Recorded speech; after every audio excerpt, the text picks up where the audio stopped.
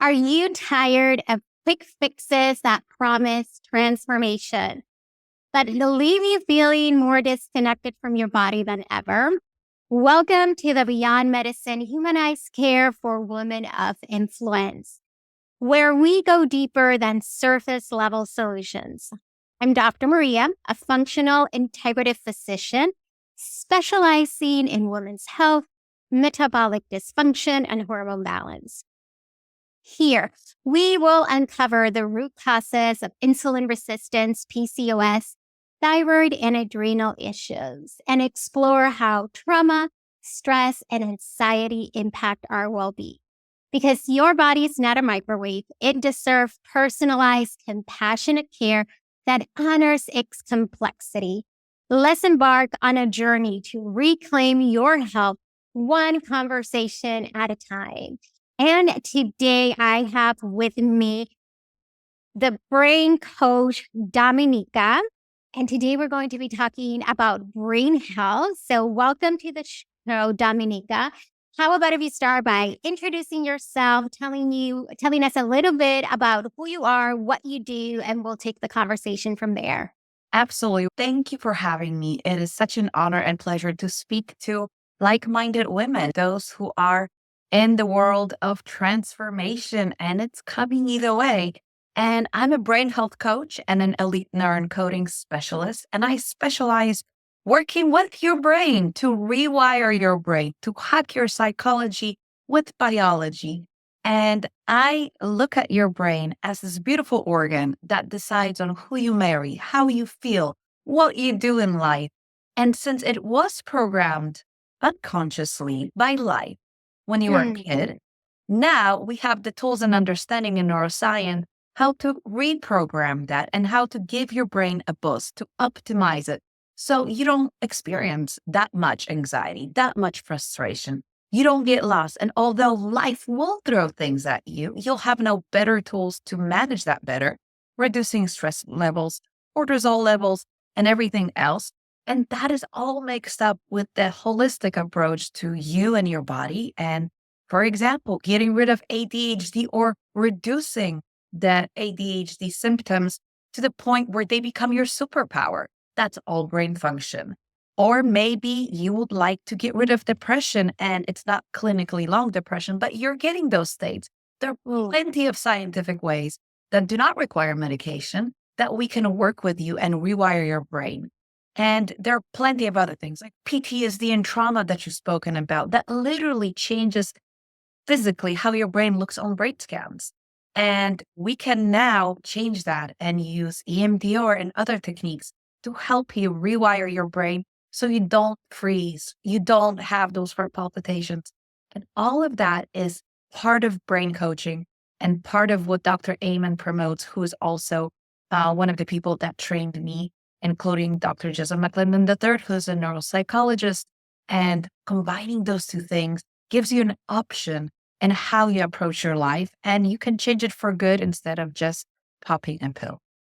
Oh, love it. Change it for good instead of popping a pill. The other thing that I love that you said was, so our brain gets reprogrammed or programmed subconsciously, right? So we're not aware of the programming that's going on in childhood. So very quickly, before we go into a couple of the topics that we're going to be talking about today, can you explain that a little bit in terms of brain health and what happens subconsciously? And if it's happening subconsciously, then how is that we can heal consciously, if that makes sense? Absolutely. First thing is awareness. And when we're little kids, we all are furnished by biology with mirror neurons. And mirror neurons are absolutely critical to you understanding what's good or bad. There is a beautiful experiment rerun billions of times by different schools and different psychologists and psychiatrists on mirror neurons while the brains are being scanned. And there are little toddlers running around, and one toddler falls down, and the mom goes, "Oh, my dear, you fell down. Come on, love, let's go for a walk." The kid looks around, a little bit surprised, but smiles, laughs, and keeps going. The other mom, when she sees her kid fall on purpose, goes, "Oh my God, what happened? You're hurt. Something's going to go. So the kid looks around, sees the reflection on the face, and the brain understands this is scary. I need to react with fear. So what the kid does. Most of the time, when our kids fall, not always, but most of the time, absolutely nothing is wrong. They might get a bruise, but there's nothing happening. And our reactions, which we present 24 hours a day, are received by those little brains like sponges. And the brain goes, okay, this is scary. This is good. This is bad. This is how I react. And then when there's enough of those experiences that mirror neurons took, it creates a neural pathway. And at the very beginning, that little neural pathway is like a hair. Then it becomes like a ribbon. Then after every repeated experience and sleep cycle, I'm just going to add that because your memories and everything else is formed in your brain while you're asleep, not when it's happening. And that it becomes a sidewalk, then a one-way road, then a freeway, then a highway. And when it's a highway, it becomes an automatic behavior. And when it's there, your brain goes, okay, let's prove you right. Starts looking for experiences that will prove that belief that was formed without any of your doing, that this is how it is. And that's how you reinforce things. And we used to think that neuroplasticity ends at about 25 for women, 28 for men. That is absolutely not true. Neuroplasticity is till the day you die. So you can change your brain at any time. It will just require a little bit more work, but not that much, actually. And there are ways to do it. So I hope that explained your question. Yeah. And I love that you just finished with the age aspect. Because sometimes some of my patients say, I'm an old dog. You can't teach me new tricks. And you are just seeing that in a way, yes, our brain, independently of the age, does have the capacity to learn those new tricks. So I love it that in a way, not only are you telling us and explaining to us the science, but then also, which I always love, is providing hope to people that there's always hope, because I think that's really important. So let's jump into a little bit more of a topic that I know we are hearing a lot about it, which is the changes that women have. I call it the second puberty. And I stole this from a naturopath that she also uses that term, which is just as we have that puberty and then we get our first menstrual cycle, then women also have this second puberty until they lose their menstrual cycle. And before the show started, we were talking about how sometimes during those transitions that are known as perimenopause towards menopause, and then also what we call postmenopausal, right? So that second stage of your life that has all of those names, we were talking about how we might feel more anxiety, more stress, and how we can reframe that and how can we help our brain stay nice and healthy and sexy and cool during the stages of life. So can you share that with us a little bit? Absolutely. So I'm perimenopausal, so this is very close to my heart. And I used to think, like most women do. By the way, if you do not follow Dr. Mary Sinclair, please do. She's a highly regarded expert in menopause and perimenopause. But outside of that, perimenopause is this weird beast that shows up in your life and you don't even know when. And everybody used to tell you hot flashes, heart palpitations. Guess what? There are like 80 of those on your list, but everything is connected to hormones. That certain hormones are highly connected. They're not highly, they're produced by your brain in a lot of ways. Some are produced by your gut, but a lot of them are produced by your brain. Each hormone is a chemical, and that chemical is attached to your thoughts, feelings, triggers, anything coming from the outside. So your brain connects those things and then releases that flood of hormones and chemicals, and you feel a certain way. That's how you get feelings. Those are feelings, nothing outside of that. But in perimenopause, we get also brain fog, muscle aches, and out of the blue, your hip hurts, or frozen shoulder, or all over being oversensitive. All of that is your body changing. And although we cannot prevent that from happening because that is a biological function, we can mitigate the results. And part of that is your brain health. And on purpose, we're saying brain health because brain is an organ. And if it's an organ like a heart, like a leg, like your stomach, we can treat it in certain ways. Some of these things do not require medication, but they do require lifestyle changes. And sometimes you will require medication. I, for example, chose the hormone replacement therapy because let me tell you a story, okay? I was sitting looking out the window and I saw this squirrel, and the squirrel was having so much fun jumping around on the freaking tree. And oh no, the squirrel. And I'm like, why am I crying? Oh my God, it's a squirrel. I'm like, oh my God, what's happening? It was insane. And this was happening for absolutely no reason. I'm like, okay, I can't live like this. I'm feeling absolutely crazy. My problems with sleep, falling asleep, staying asleep, Yeah. progesterone, and all the basic hormones are out of whack. And remember, we have a 28, 30-day cycle. Men have a 24-hour cycle. So for us, this goes up and down. And yes, blood work is not really indicative, but it can show that it's happening, right? And if you keep repeating and it's consistent, it will show that, you're getting in that way. And one of the things we can do for brain health is, first of all, be outside. Go on. Oh, yes. That's the first thing you need to do. Second thing we need to do for our brain health is go to people who will stabilize your hormones. There are different ways. You can start with, let's say, homeopathic, then you can go to natural remedies. But if that doesn't work, then please go get yourself hormone replacement therapy, right? So there are stages, but that won't work if you don't take control of your brain. If you let your brain control you, you will be a slave to what's happening. And we now know, because of brain scans, SPECT scans, which is my favorite. SPECT scan measures blood flow and activity in real time and oxygenation. And it allows you to see what's happening, which part of your brain is overacting, underacting, where there is blood flow. Because if there's no blood flow, then your brain will not be performing as well. But to get that done, there are 5 basic things. To get your brain optimized, we need to do either table tennis, pickleball, racquetball, learn a foreign language, or do brain gym exercise that are bilateral. Those are the basics. And you can choose whichever works for you. Also, dancing works. If you're learning how to dance, you're learning new moves where you need to use your memory, you need to use body movement.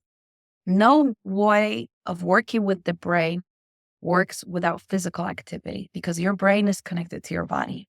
I'm sorry, ladies, if you are a couch potato, it's time to get off of that. Now, there are some experiments I wouldn't recommend, but they have been proven to work when you imagine strenuous exercise and your muscle mass grows. And there are those and they're repeated, so it does work, but I would still recommend you going and outside for a walk with a dog. That's the first thing. Now, another thing we need to do is recognize and name what we have, because you can't deal with something if you don't know what it is. And you know what? There's so many phenomenal doctors, and there's so many doctors, like anywhere else, that might miss something. So if you feel your intuition is not right, your intuition is always right. If you feel that something is off, it is off. It's as simple as that. Funny enough, our brain structures have 3 brain structures that are enlarged in comparison to men. And our intuition is a biological function developed. It is a real thing. It's not a woo-woo stuff. It is a functional thing that we have as women, and we can embrace it because we're much better on picking up with our mirror neurons information that are not really named. You just know something is off. If you're not highly stressed or in distress that somebody's chasing you, killing you, trust your intuition. It will always do you good. That's why a lot of doctors now in Europe, I don't know if in the US, when a mother says there's something off with my baby, stop dismissing that, because that intuition is real. Anyway, so take care of your brain by, first of all, one of those 2 things. Next, we need to look at our blood work. Your blood work indicates if you have neurotransmitters. Neurotransmitters are like little building blocks. If you want to build a house, you need to have the blocks. You need to have something to build it with. And if you want to cook, you need ingredients. If you don't have the ingredients, there's nothing cooking. It's going to be still water. So we need to check our blood work. And one of the things Dr. Amen recommends, and we as brain coaches recommend, that We don't want you to be in the norm. We want you to be optimum. What does optimum mean?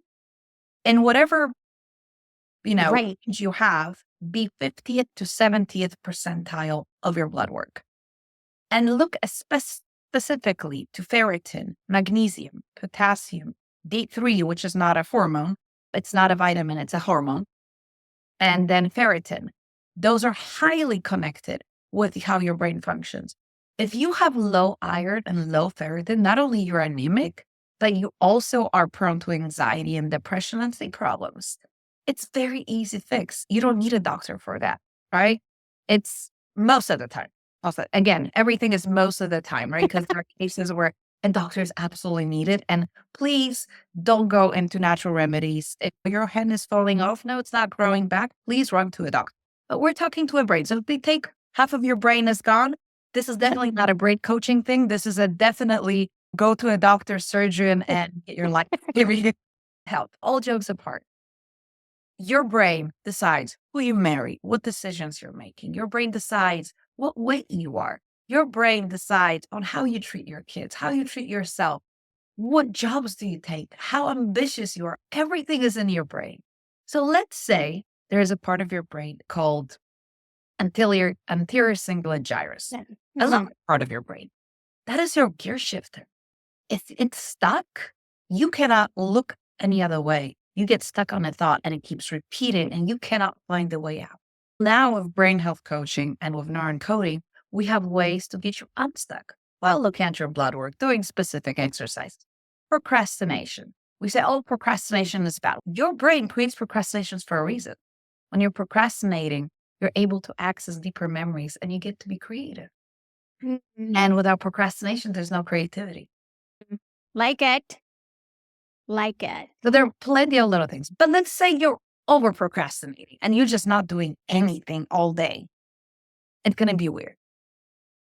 But learn how to juggle with 3 balls because your procrastination sits in your prefrontal cortex dorsal area. Not that you guys care, but it's important because now we know that there's not enough of blood flow there. And that's why you're procrastinating. So if that's a biological thing, juggling with 3 balls 10 minutes a day within 3-4 months should decrease the problem by 40%. So I'm going to interrupt you for a moment. I love that a lot of what you have mentioned is related to movement. And I'm not even going to use the word exercise. It's just movement and how important movement is, as you said, because it's connected to our brain. And I think that a lot of the times, because of culture, how modern society has changed, it is so easy to just be stuck in the not moving. I'm not even going to say couch potato, just like not moving because we're in front of the computer and the cell phone and of the screens. And it's just more sedentary. We're commuting and driving hours sometimes at a time. So I love so much that you mention the table tennis, even the balls, right? Everything is related to movement and how that impacts your brain. And then the end of what you mentioned is just related to also micronutrients, right? And the reason that I mentioned this is because traditionally in healthcare, these are not things that are looked at unless they're looking for something or there is a reason where your health insurance might not cover for it. And when it comes to micronutrient, I had a patient that, again, came to me already taking the supplements and the stuff. And I'm like, we have been doing this for a year, but we do not know if you're absorbing it. So I think that's also where the testing is important because you can also be taking the supplements and pills and the thing, but is it doing the job that we want it to do, right? Absolutely. Absorbing it, and is it having the effect? And that's why it's not that I don't necessarily believe that taking a multivitamin without your doctor telling you is bad, but I would say if there's something going wrong in your body, and you already try the multivitamin, let's just talk about that. And then you don't notice a difference. then absolutely go to your doctor, advocate for yourself. And if they're not listening, just any doctor and forget about it. Absolutely. Yeah, I super love that you talked about movement and Let's add that it's usually with the vitamins and supplements, because I work with Dr. Amen's supplements for the brain, depending on your brain type. And the truth is, if you don't see results in 2 weeks, 2 months, it's either wrong dose or it's not working on you, period. So give yourself a time limit. And if you don't see a change and improvement, that's the time to go, okay, this is not working. What else can I try? Uh, because if you've been doing something for a year, and it's like people go to therapy for 15 years, and I'm a brain coach, and people leave me within 6 months to a year. I'm like, what have you been doing there for 15 years? Like, I love therapists, don't get me wrong, and psychiatrists and they're all lovely. But if you're keeping your client for 15 years and they still need you, then either they were going through extreme trauma that nobody can imagine, or there's something wrong. Because this should be resolved within a year with neuroplasticity and with all the knowledge that we have. And one of the interesting things you said, I don't know if it's before or after the DSM-5, it doesn't mention neuroscience still. It's not included anywhere. And I specialize in neuroscience. And we have so much knowledge now, and it's still not in there. We're not checking for those things. Why? Why? It's very symptom diagnoses. Or personality disorders are not necessarily something that you treat with pharma all the time, but it's the pathology. What are your symptoms? And I'm going to give it a name, and I'm going to label you and give you a diagnosis, even if that doesn't necessarily get you the help that you need. And I think that's sometimes where I struggle with. I have done therapy myself, right? But sometimes when I struggle with services to improve your mental health or your mental well-being, because sometimes it can just keep you stuck. And I think that, yes, a diagnosis might be important, but not because we want to keep you labeled and stuck in it. So that being said, one of the other things that we were talking about in terms of the second puberty, and not for all women, right? Because not all women are moms, but for those women that had their kids, at the same time that they're having all the changes in their body, there's things that are changing in their environment. One of those is that their kids might be leaving for college and what is one called empty nesters. So all of a sudden they become empty nesters. Some of them start and then pouring themselves into their career. But one of the things that I definitely notice in the second puberty in terms of the environment is how then they start to struggle with that new purpose identity and what does it mean. And some of them, again, they might pour themselves into the career, not necessarily. But then the other thing that they notice is that because they gave so much of who they were to their kids, then they realize, oh my God, they realize how that has affected their health, their social life. And in a way, a lot of what they say is, oh, now I'm free to travel and do all of these things that they didn't do for the 2 decades that the kids were in their homes. So can you unpack especially how brain, how the brain, when there's this change, this life change, because it's a life change where all of a sudden the kids are out of the home, what happens in the brain and how that affects identity and purpose in the second puberty? I love the question. And perimenopause is definitely not helping that. One thing that I've noticed, you said that 3 times when you were just describing the situation. And that is the first misconception. You said 3 times all of the sudden. There's nothing sudden about kids leaving the house. That's the purpose. So first we need to understand that this is a natural thing. It's like death, unless it's a car accident, it's out of the sudden. If somebody is sick for years, them dying, it's not out of the sudden. They were dying. So when your kids are becoming teenagers and you're going through all those wonderful things that they put us through, and they hate us and they don't listen to us, but they do listen to us, and peer group becomes more important, the brain is developing prefrontal cortex.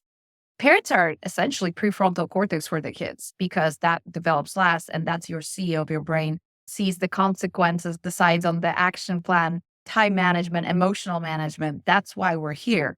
That's the biological function. But it's not all of the sudden. You know it's coming. So one of the things as women we can do, and trust me, I was aware that I'm raising them to leave the house because my daughters are 25 now, and they're moved out of the house when they were 21. One of the things I found was me waking up and going, what do I do with all this time? We do not realize how much time cleaning, taking care of them, making food, thinking about them and their daily lives, what that takes from us. Now, we will always be moms and we will always love our kids, but love does not mean always servitude. Love does not always mean being 24/7 on call. Loving a grown child is letting them fall and making sure that they don't fall too hard so we can catch them at the bottom, but the fall still needs to happen.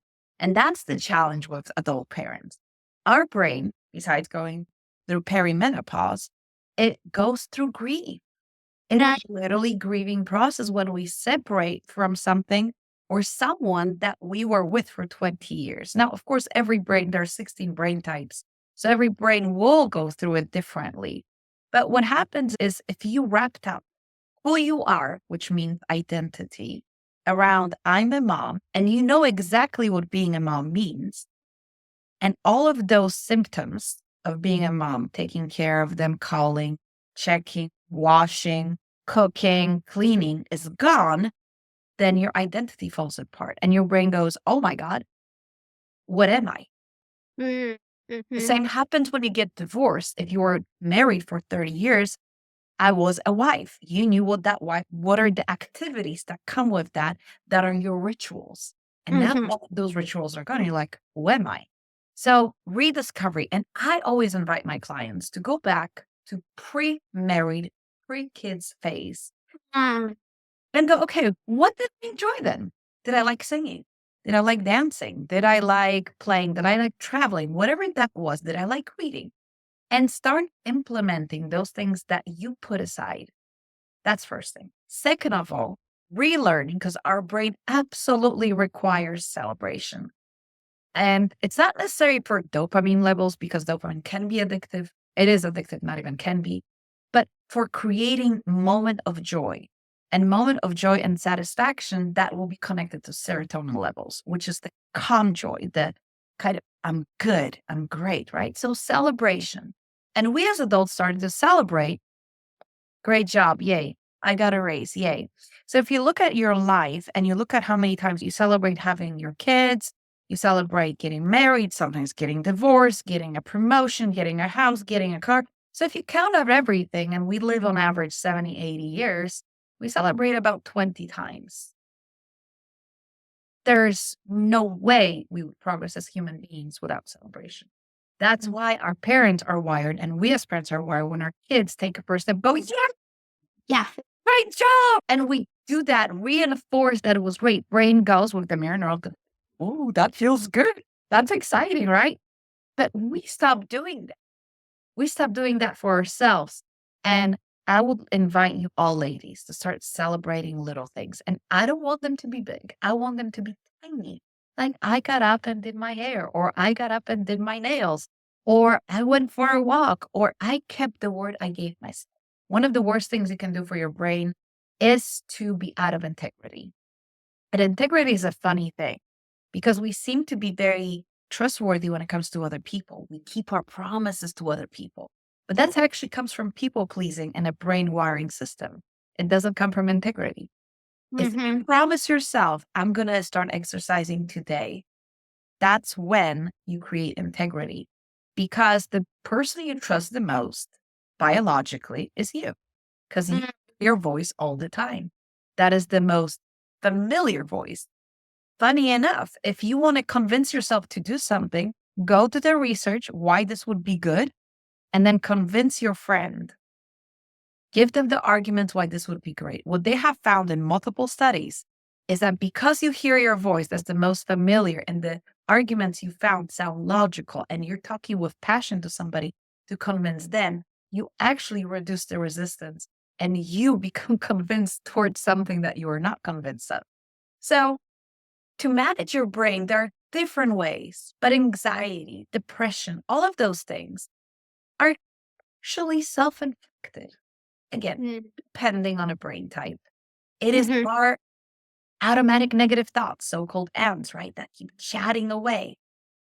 Stopping the chatter, going, is this true? Is this really true? Your brain literally lies to you. There's a really cute experiment, again, done multiple times, when they were looking at the brain network and they would have people close their eyes and think of color blue and then think of everything that was blue in that room. And they were looking and they were retrieving memory, short-term memory, everything was lighting up. And they go, okay, tell me something brown. And literally, imagination networks would show up because they didn't remember, they didn't focus, they created that. And they were things that are not blue. Another thing that, and it's important to understand that your brain lies to you. Whatever your brain says, 85% of the time is not true. Anybody likes color purple? Do you like color purple? Fantastic, but doesn't exist. Yeah.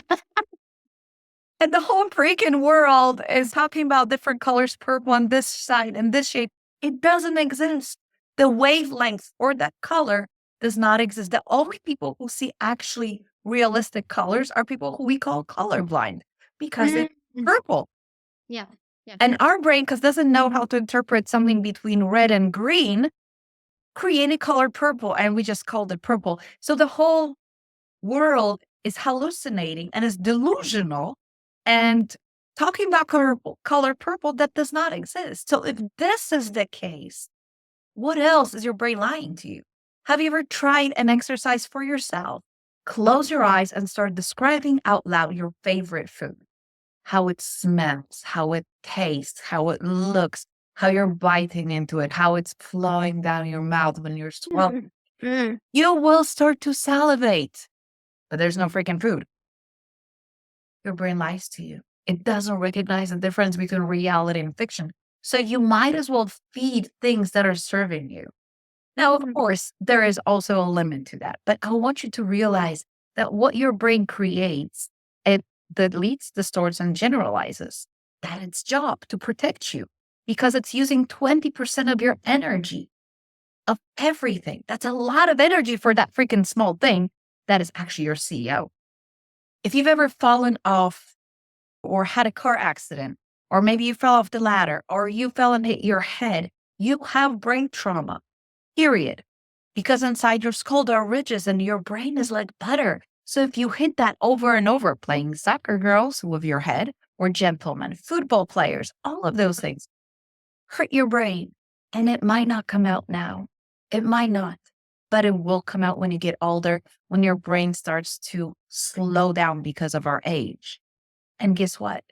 For example, if you hit your left temporal lobe long time ago, you will become aggressive.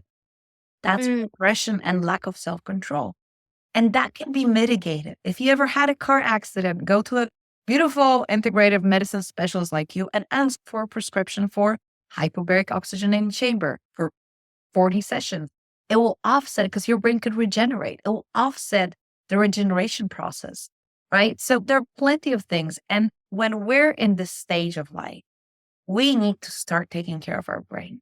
Daylight, it's important to us for functioning, for D3 production. Daylight is important for your circadian rhythms, which are connected to cortisol. It is breathing, diaphragmatic breathing. It is what you're eating. Anxiety, one of my favorite clients, we were trying different things. She had high anxiety, social anxiety. She would faint in public places. It took us 3 sessions where she didn't faint. She wasn't comfortable, but she didn't faint. And it took us 8 sessions for her to talk to 3 people. And she called and she goes, I spoke with 3 people. 2 months. It takes 2 months if you do the right things because it takes time. It took time for you to be who you are. It takes time to rewire that. And one of the things we did were blueberries, a lot of blueberries, and swinging on a swing. Why? Because when you're in mommy's tummy, when she calms you down and she's walking, you're freaking swinging in that tummy. And that is programmed into your nervous system. So just use it. Now, is that going to be a whole solution? No, I'm just giving you bits and pieces of the whole program that she had, right? But there's simple things that we can do. If you're having an issue with how you look, let's say, especially at this age, we see this is dripping, there is a line here and there's a line there. Well, I want you to take a look at take a selfie. We all take selfies. But do you know that the selfie is not how people see you? This is not what it is. You need to reverse the object because you have a mirror image on the selfie. Reverse the picture, and this is how people see you. It's a totally different image. And it breaks the pattern. So one of the things I want you to start doing in perimenopause is asking yourself, what do I want? And if the answer is, I don't know, ask yourself again. If I would know what I want, what would I want? What did I enjoy in the past? Try new things. Neuroplasticity requires new things. If you're driving home one way, please choose another way to drive home. I like playing a game. Let's find something abstract. So during winter, I look for butterflies. And what are butterflies doing in winter? Guess what? I always find at least one butterfly within 3-4 days. And why? Because butterflies are on my phone. Really? But if you're not, you cannot find things that you're not looking for. And if you're a believer, Bible says, ask and you shall find. Well, look and you shall find. Your brain is designed to deliver whatever you need. That is always available. It is, but so is good. And controlling how your brain thinks and feels, which you can learn and master, allows you to see the world in different places, reduce stress. And stress is the reason why everything spirals out. And you, I'm sure, will concur that stress kills every bit of your organs and it influences your brain, your moods, swings, everything. Imagine how life would be if you get fixed with the idea of premenstrual cycle, which I hate. I have my little calendar. And if I start eating a horse and a cow and I'm hungry 24/7, I know my period is coming. It is coming. So I know this will last. If I'm crying because I see a squirrel, I know my period is coming, right? There's nothing wrong with that squirrel. She's alive. Okay. If she was dead, I could understand, but she's alive. So me knowing myself, I go, okay, this is the time I'm going to withdraw from heavy influence of the world so I don't trigger myself, right? Because yes, I could do other things, but I choose to have the me time. And that's when I do self-care and I do facials and I do them healthy things like eat ice cream. Sometimes sorbets, they're a little bit better than ice cream. But anyway, that's the understanding you and adapting to your cycle. Our ancestors understood our brain better than we do. There were cycles of behavior and the whole feminine energy, which we have as women. Ladies, you need women. You need women in your circle. You need your tribe. You need your tribe to cry and to be angry. And please cry, because crying releases cortisol, cleans out your body. That's why we live longer than men, one of the many reasons. So your brain requires so much stimuli, but now you can choose what you do to your brain and you can choose the responses. That's how powerful this is. If you know that your prefrontal cortex is not working, or maybe your, I don't know, hippocampus is not doing well, there's specific exercises for those that we can stimulate that and we can help you. If what I do and the hyperbaric oxygenating chamber didn't work, the supplements, try biofeedback. That's another phenomenal way. If you had trauma, EMDR, separating emotions from memories, which that's exactly what it does. And those are all science-based. They're non-invasive. Or maybe a so-called biological psi, right? If you don't know that one, check it out. It's phenomenal for helping you at the beginning of an illness or high stress level. Or maybe your butterfly hug, which actually releases oxytocin after 30 seconds, which means you hug yourself and you touch your arms from top to down. Do it for 30 seconds. It comes down your nervous system. Or if you do have loved ones, hug them for 30 seconds and you will find out how long it takes, actually. A lot of people who I coach go back to their husband, we're going to hug for 30 seconds. They go, okay, cool. And they stand there before they go to work and they hug each other. they're counting the 30 seconds and all of them discover it's, oh my God, that takes forever. Because we're, and it's only 30 seconds. We're so used to being quick. Our brain is still the one that we had 2 billion years ago. The world might have moved on, but your brain is still functioning the way it used to function. So hug for 30 seconds. There are studies between 25 and 31 seconds. Studies show different studies have different numbers. That's why I choose 30 seconds, just in case those people with 25 were wrong. Releases oxytocin and calms you down. So there's so many beautiful things you can do for your brain that do require behavioral changes, do require environmental changes, do require being conscious. But imagine if you could react how you choose, not how it happens. Imagine your ex comes to you and yells at you and you're like looking at him thinking, I feel so sorry for you that you're suffering. And there's nothing happening. No anger, no frustration, no stress. Your brain, if it's wounded, which means your emotional part is wounded as well, if you catch it, you jump and scream. But if that wound is healed and there's only a scar, they can grab you over and over, but there's no reaction. Imagine you could do that with your life. Imagine you could experience joy at a flick of a finger. You can retrain your brain with celebration and other techniques.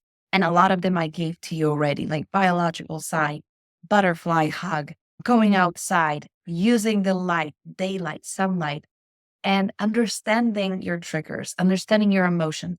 Your brain lights up. Depression. I invite all of you, if you're suffering from a long-term depression, one of the first things that is prescribed in Europe for depression is going to forests and having a 30-minute walk. Over a period of a year study, Prozac was less effective than going for walks. Yeah, not everybody can do that. And if you're in acute state, you do need medication. But if you're not in acute state, make yourself go for a walk. Yes. So I love that you have focused a lot on things that we can do, right? So these behavior changes that at first might take a little bit of time for you to create the routine or the rituals around them. And then you also mentioned, which I tell my patients, which is it's going to take some time. A lot of the times, talking about time, but I feel that because we live in this quick, fast, microwave, fast food culture, we want our bodies to respond that same way. And sometimes when you want your body to respond in that same way, then that's why you quickly want that medication or that pill that in some cases might not even have that quick effect that you're looking for. And it's not that I completely oppose medications. I think that they do have a role. Absolutely. But focusing on what are the things that we can do to help our bodies from the inside out is like super important. You also talk about celebrating the small. And especially when it comes to health, when it comes to behavior change, sometimes I'm going to use the example of weight loss. Sometimes because the patient has not experienced the 20-pound weight loss, they cannot even celebrate that. And I already lost a pound and I already am exercising every day and I don't know, not drinking wine at nighttime. It is very hard sometimes for people to celebrate this small. And that's one of the things that I also help my patients in. And then the other thing that you mentioned, which I invite all the listeners to ponder on, is the normal part of life. And in this normal part of life, we are born, we all hit that first puberty. We are all, women are going to all hit that second puberty. There are some things that biologically are going to happen. So in this is a part of life, my invitation would be to ponder then, how do you want to embrace what is already going to happen? Because a lot of the times, patients, what I feel is that they start to like struggle, like don't want that and just don't want to hit menopause, or they try to see if we can change biology. And there's so much of biology that sometimes we can change or cannot, right? So what are those things that we need to embrace so that we can have some peace and rest and we're not like struggling all of our life and working? And then what are those things that, yes, change is happening. And because change is naturally happening in my body, then the way that I'm going to live and take care of myself also needs to change, which is what you're talking about, that behavior change. And that sometimes there can be a little bit of resistance, but the reality is that if we can embrace it with like a positive mindset of, yes, my body is changing, therefore I'm going to change how I take care of myself. It makes it a more positive experience rather than this like medical diagnoses that all of a sudden, right? Menopause has become like a medical diagnosis that is a problem that we need to solve, that we need to fix. And I'm not necessarily saying that the symptoms are not real. The symptoms are real because I even get more night sweats. So the symptoms are real. But then what are the things that I am going to do that just as when I started to have my periods, right? They were things that I started to do so that I wouldn't have pain during my periods. So now there are things that I do so that I don't have night sweats, right? So it's just a different way of taking care of your bodies. So with that being said, as we come towards that end, is there any other nuggets of wisdom that you quickly want to let the ladies know? And then I know that you mentioned a book that you wanted to recommend, and I will also put all of that information on the show notes. But do you want to share that with us? So one of the things you said is so important is that, again, your brain is designed to create reality you're looking for. And there is a study upon study. Feel free to jump into PubMed, APA, and all the other ones. Focus on what do I want? The moment when your brain goes, I don't want, no, what do you want? Because when you know what you want, you can create the outcome. Even genes need to be triggered to get expressed. Mm-hmm. And I'm the only person in my family that's not obese. Mm-hmm. And I do have the gene. Mm-hmm. So even genes are not, your brain is not also one type. There's 16 types, as I said. If you want to have a type 1, which is the healthy version of a brain that processes everything at the level we want, then you do need to work on it. It's like with muscles. You will not look like a superstar unless you're genetically predisposed for whatever reason, you're just magical. But most of us need to put in the work to build the muscles, right? So everything takes time, but enjoying the process has been found in brain science, neuroscience, more important than enjoying the outcome. Outcome's a temporary thing that lasts a second. And I have 2 books that I want to recommend you guys. One is about celebration and a lot of neuroscience based, which is the magic of dreaming big, acting small, and achieving success. And it gives you little stories and examples of what to do to relearn to enjoy the process and to get out of overwhelm. Gives you practical examples. And the longer book for those who don't get overwhelmed, but our love brain and our women to understand what's happening with you is my teacher's book, that Dr. Daniel Amen, Unleash the Power of the Female Brain. I even did a series on it on LinkedIn and Facebook. It's phenomenal because it explains what happens to your brain. Why are we more emotional, which is normal? Why are we more worried? Because our amygdala is more active, just period. It's more active. And you don't want it any other way. But controlling that is in your power. So don't let anybody say, I am what I am. I am what you became and what you chose to be, consciously or not consciously. And being a woman is a gift. Changing and exploring how life can be now on your terms when your kids left. And doing all the things we spoke about with the food and movement, not necessarily exercise, guess what? That prevents Alzheimer's. Learning foreign languages is one of those things that you must do. You must learn continuously. Challenge your brain is required for blood flow, oxygenation, and proper functioning. And celebrate and dance and sing if necessary. Singing is also great for your brain. Even if you don't know how to sing, just sing. Nobody's going to care. There's so many beautiful things you can do with people like you who take holistic approach, and people like me who we work with your brain. So you don't have to maybe go on medication when not necessary.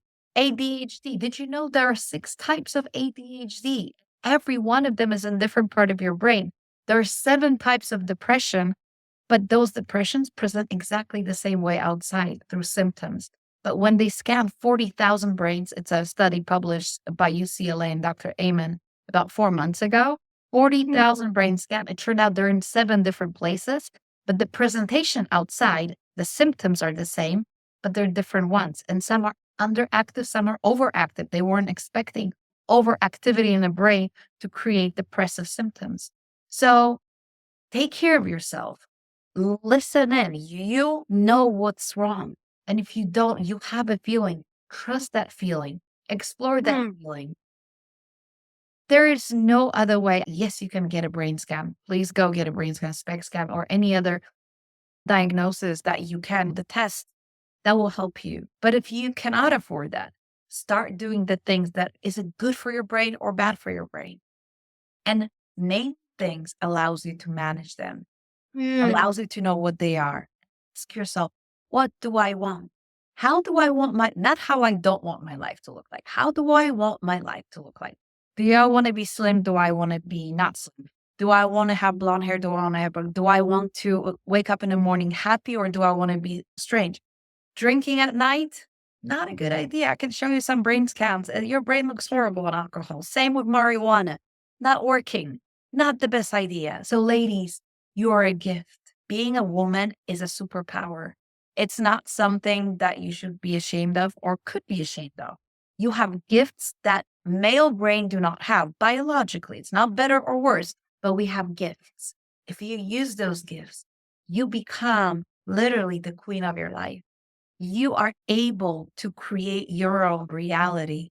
That is how you would like to live. And it's not about being rich. It's not about having a lot of money. It's not about having everything that society tells you. It's about the feeling inside that I got this. And I wish every one of you, whenever this podcast comes out, that you'll have the feeling of I got this. And just in case you are in hell, please keep walking, because even hell has a border. Yes. I love that you said, please keep walking. Yes. Please keep walking. Please keep moving. Don't give up on yourself. And I also like that you mentioned it's not about the money. Sometimes that can be something that people can see as a barrier to health. And reality is there's so many things that we can do without needing an extra $100 a month, just to put a number, but that still can improve our health. So thank you, Dominika, for being here with us today. This was a lovely conversation. Ladies, I am going to put on the show notes so not only a link to both of the books, but then also the links so that you can reach out to Dominika, work with her, and then just explore how you can work and optimize your brain health in a way that is not only a little bit more natural, but I'm also going to say more gentle for our bodies sometimes, that some of the other stuff that is out there. So thank you for being here. And until next time, lady. Bye. Bye.